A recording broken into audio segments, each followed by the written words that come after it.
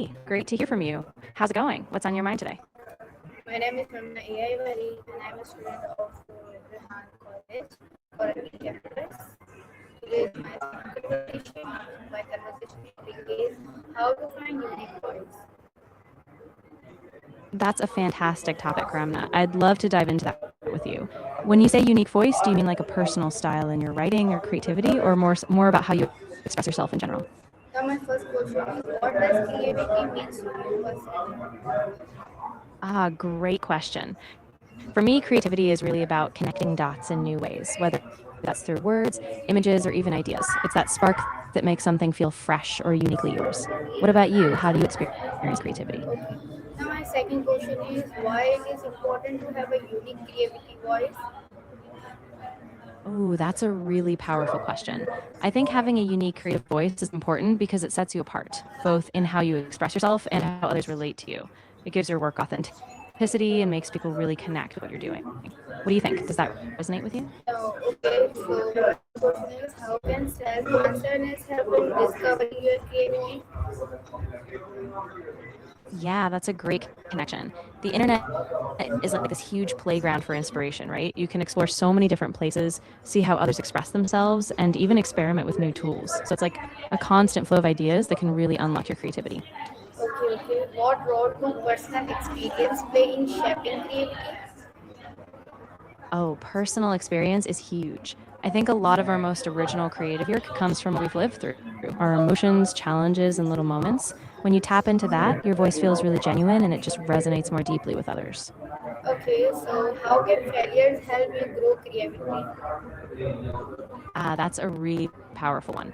I think failure is like this hidden fuel for creativity because it pushes you to rethink things, try new approaches, discover solutions you might not have thought of if everything went perfectly. So it's really part of that growth journey. Okay, so why should you stop comparing your creativity with others? Yeah, that's really important. When you compare yourself too much, it can make you feel stuck or like you're not good enough, but everyone's creative journey is so different. When you focus inward, you can really build something that feels true to you, and that's where the magic happens. Okay, so how can regular practice improve your creativity skills? Oh, absolutely. Regular practice is like a muscle. Every time you create, you get more comfortable, you experiment more, and you build confidence. Over time, those small, consistent steps really help you grow and refine your voice. Okay, so what habit can block your creativity thinking? Yeah, one big blocker is really overthinking or being afraid to fail. When you're constantly second guessing yourself or just waiting for perfection, it kind of freezes your creativity. So, building habits of play, experimentation, and just trusting yourself can help a lot. Okay, so how does fear affect creative expression? Yeah, fear can really put a damper on creative expression because it makes you hold back. You might worry about judgment or failure, so you don't put yourself out there fully. But when you face that fear, you actually open up space to express yourself in a much more authentic way. Okay, so how can reading, observing, and listening inspire creativity? Oh, definitely. I think those are like fuel for the imagination. When you read, you encounter different worlds and perspectives. Observing the world around you opens up little details, and listening, whether it's to music, nature, or people, can spark all kinds of ideas you might not have expected. Okay, so how can experimenting with new idea boost creativity? Yeah, experimenting is like giving yourself permission to break out of your comfort zone.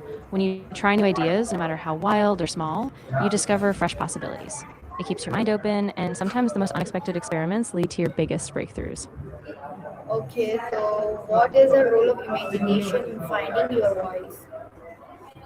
Oh, imagination is central. It's kind of like the playground where your unique voice takes shape.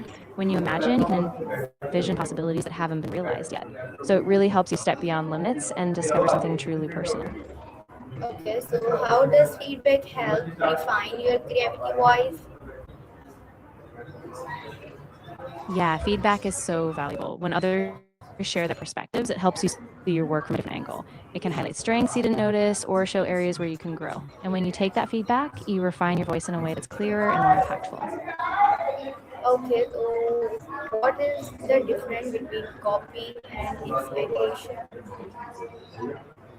That's a really important distinction. Copying is just replicating someone else's work exactly without your own twist. Inspiration, though, is when you're moved by someone else's ideas, but then bring your own unique take to it. So inspiration sparks you, but you make it your own.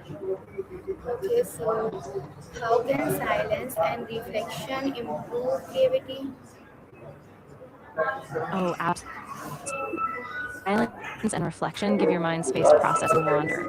Without constant noise or distraction, you can tune into your inner thoughts, and that's where fresh insights often bubble up. So it really helps creativity slow down and deepen. Okay, so why it is important to stay curiosity as a creativity person? Yeah, staying curious is like keeping your spark alive. When you're curious, you ask questions, explore new topics, and stay open to learning. That constant sense of wonder keeps your creativity fresh and evolving, so you never get stagnant. Okay, so how can culture and background influence your creativity? Yeah, culture and background are such a big part of it. They give you a rich reservoir of stories, symbols, and perspectives that you draw from. So your creativity is often shaped by those unique roots, giving your voice authenticity and depth that's really distinct. Okay, so what step can help you overcome creativity blocks? Yeah, a really practical step is to change your environment, like go for a walk, rearrange your space, or even just take a short break. That shift in scenery can shake you out of a rut. Also, setting small, low pressure creative tasks can help get you back in the flow without feeling too blocked. Okay, so what step can help you overcome creativity blocks? Yeah, one really helpful step is to give yourself a prompt or a constraint. Like you pick a random word, color, or theme and just create something small around it. That gives your mind a little spark and loosens up that block so you can get back into flow. Okay, how does confidence affect creativity expression? Yeah, confidence is a huge driver. When you trust yourself, you're more willing to take risks, share your ideas, and experiment. That self assurance lets you push boundaries and really express yourself without second guessing. Why should creativity be a lifelong journey? I think creativity is such a lifelong journey because it keeps you growing and exploring no matter what stage of life you're in. It keeps you curious, adaptable, and connected to the world around you.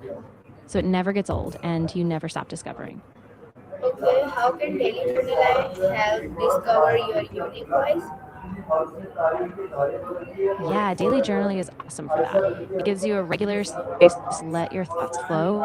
And over time, you'll notice patterns, themes, and directions that help make yourself better. So that's where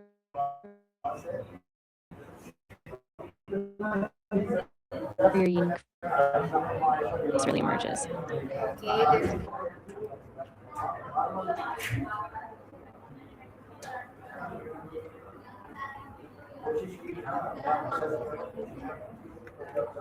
what role does patience play in creativity? Oh, patience is really key. Creativity doesn't always happen on a set schedule. It unfolds in its own time. So being patient with yourself lets ideas percolate, grow, and really blossom without forcing them. Okay, how can you staying true to you yourself strengthen your creativity voice? Yeah, staying true to yourself is really about listening to your inner voice and aligning your work with your values and passions. It means not bending to trends or outside pressure, but trusting your instincts, even if it takes a little longer to get there. So thank you, ChatGPT. Now it's the end. You're so welcome. I'm really